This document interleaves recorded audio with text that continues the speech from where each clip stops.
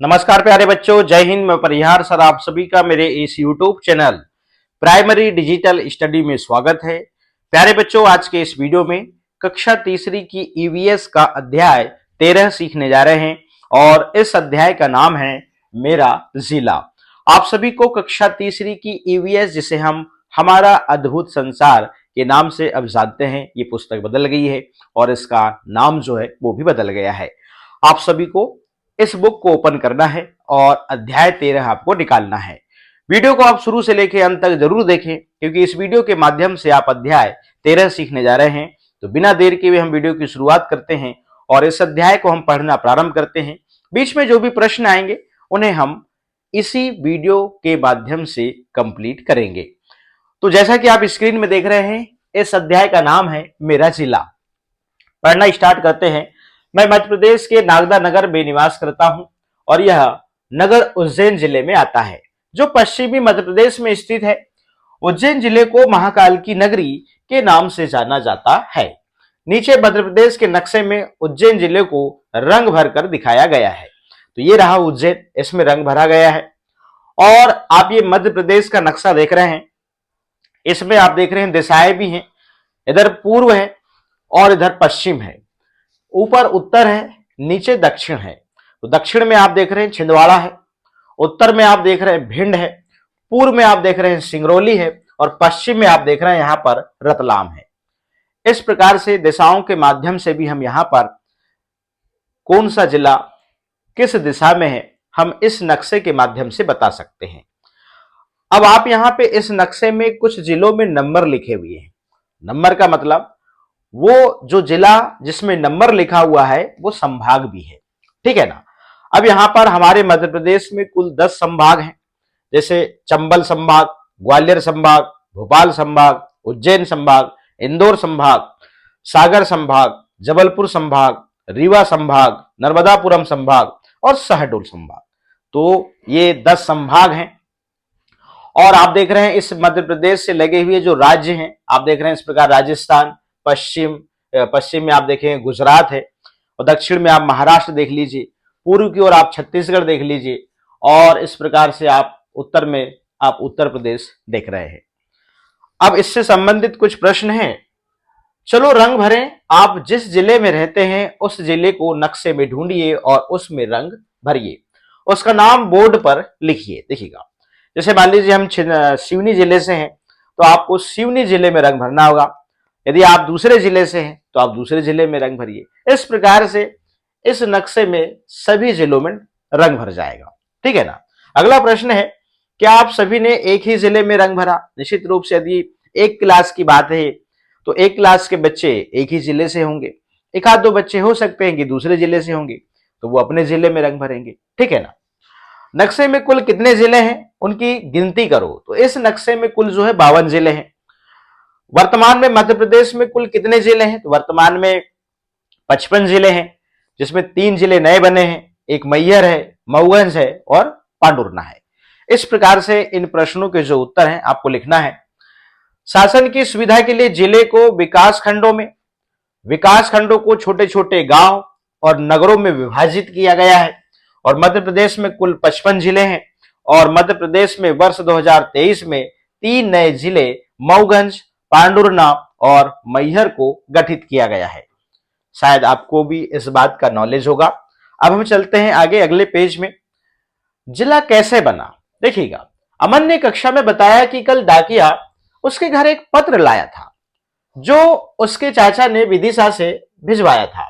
उसमें नगर, तहसील, जिला तीनों की जगह विदिशा लिखा हुआ था। क्या आप बता सकते हैं कि ऐसा क्यों हुआ होगा? चलिएगा, ऐसा इसलिए है कि अमन के चाचा का घर विदिशा में है और विदिशा एक नगर होने के साथ तहसील और जिला दोनों है।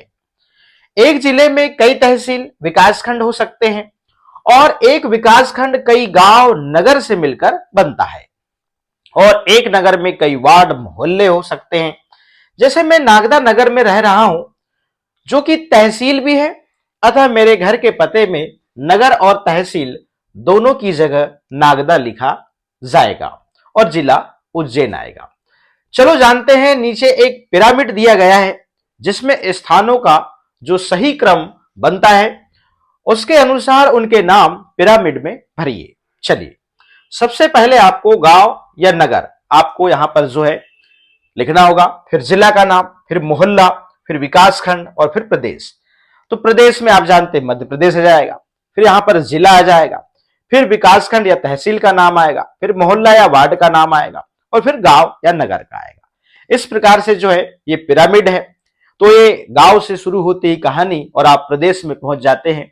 तो इस प्रकार से आप जानते हैं गांव मिलकर जो है एक क्या बनता है, गांव या नगर जो है आप जानते हैं कि बहुत सारे घर मिलके जो है एक गांव बनता है। और गांव मिलके आप गांव में क्या होते हैं, मोहल्ले और वार्ड होते हैं। और इस प्रकार से नगर और गांव जो है वार्डों से मिलकर क्या बनता है, विकास खंड और तहसील बनता है। और विकास खंड और तहसील मिलकर एक जिला बनता है और जिला मिलकर क्या बनता है, प्रदेश बनता है। इस प्रकार से हमने इस पिरामिड को कंप्लीट किया है।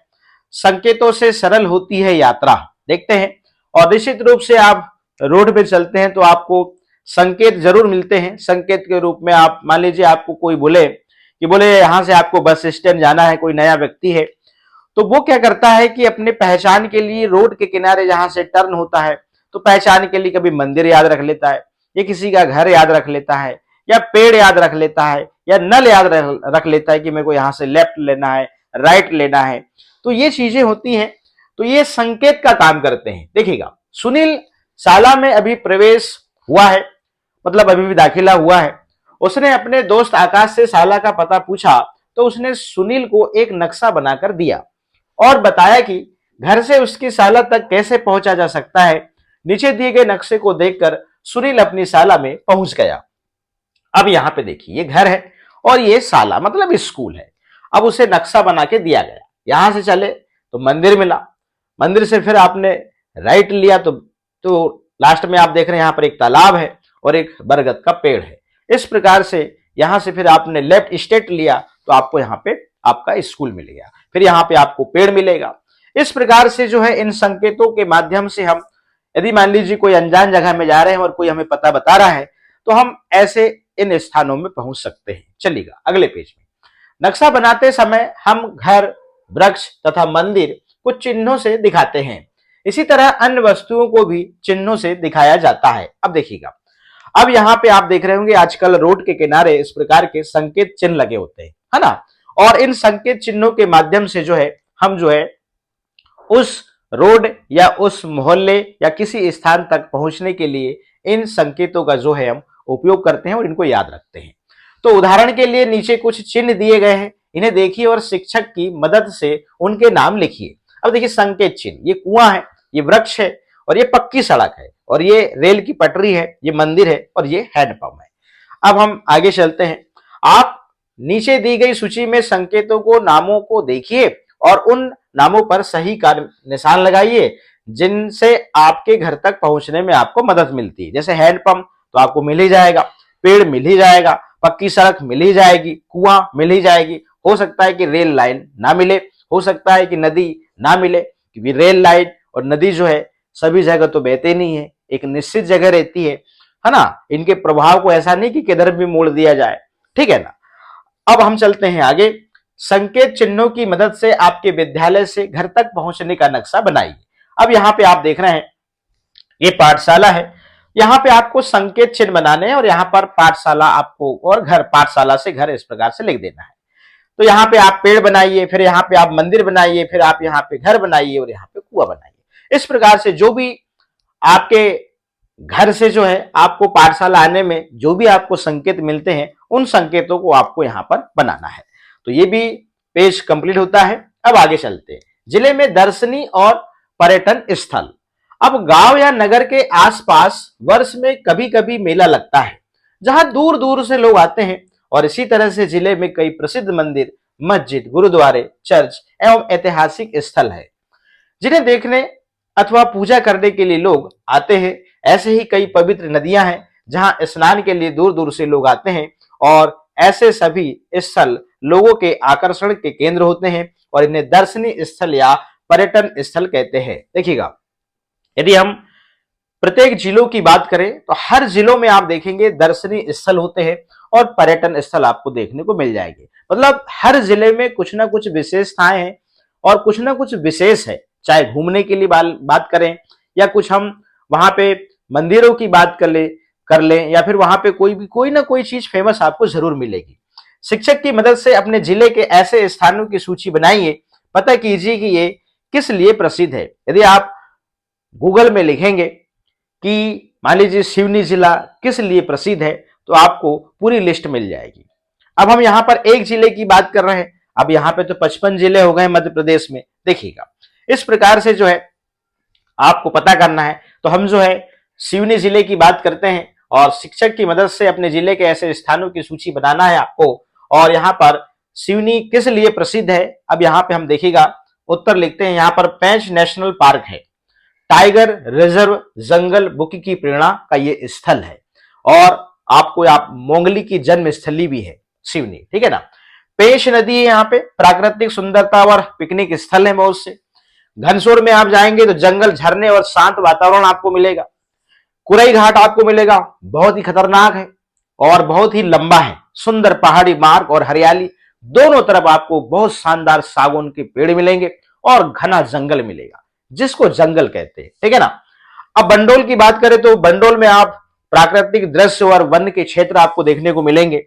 धार्मिक स्थल की बात करें तो छपारा का हनुमान मंदिर अच्छा खासा फेमस है, देवी माता का मंदिर सिवनी में और रामटेक मार्ग के मंदिर और जैन मंदिर सिवनी का और शिव मंदिर बरघाट क्षेत्र। इस प्रकार से आपको आपके जिले की जो विशेषताएं हैं यदि आप गूगल में भी डालते हैं तो आपको मिल जाएंगी, ठीक है ना। तो ये प्रश्न हमारा कंप्लीट होता है। क्या अब आप बता सकते हैं कि आपका नाम क्या है? मध्य प्रदेश के नक्शे को देखकर उन जिलों के नाम लिखिए जो आपके नाम के पहले अक्षर से प्रारंभ होते हैं, जैसे अ से अनूपपुर, अलीराजपुर आदि। जैसे मान लीजिए आपका नाम रत्नेश है तो र से रायसेन, राजगढ़, रतलाम और रीवा। इस प्रकार से आपको यहां पर कंप्लीट करना है। जिले का नक्शा देखकर बताइए कि आपका गांव, नगर जिले की कौन सी दिशा में स्थित है। तो आप देखेंगे वहां पे आपका जिला पूर्व में आ रहा है, पश्चिम में आ रहा है, उत्तर में आ रहा है, दक्षिण में आ रहा है। तो हमने यहाँ पे देखा था सिवनी जो है दक्षिण में है।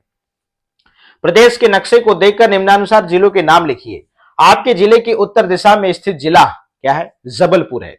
आपके जिले की पश्चिम दिशा में स्थित जिला होशंगाबाद है। इस प्रकार से आपको नक्शे में देखना है। यदि आप दूसरे जिले के हैं तो इसको जरूर अच्छे से आप देख ले। आपके गांव, नगर के जिन दर्शनीय स्थलों में घूमकर आप आए हैं उनके नाम आपको यहाँ पर लिखना है, ठीक है ना। अभी हमने बताया था, तो यहाँ पर पेंच नेशनल पार्क आप लिख सकते हैं, ठीक है ना, जहां भी आप गए हैं। और लिफाफे पर अपना पूरा पता लिखिए। ये एक लिफाफा है जिसमें आपको यहाँ पे नाम लिखना होगा, पिता का नाम लिखना होगा, मोहल्ला या वार्ड का नंबर लिखना होगा, ग्राम, नगर, पंचायत आपको यहाँ पे लिखनी होगी, विकासखंड, तहसील का नाम यहाँ लिखना होगा, जिला और यहाँ पर पिन कोड। इस प्रकार से लिफाफे में जो है पता लिखा जाता है। और प्यारे बच्चों, इस प्रकार से हमने इस वीडियो के माध्यम से कक्षा तीसरी का ये जो 13 अध्याय है इसको कंप्लीट कर लिया है। आप भी इस वीडियो को देख के इसके जो भी प्रश्न उत्तर हैं उन्हें जरूर कंप्लीट करें। तो आज के इस वीडियो में इतना ही, फिर मिलेंगे हम नेक्स्ट सब्जेक्ट के नेक्स्ट वीडियो के साथ में। आप सभी का बहुत बहुत धन्यवाद।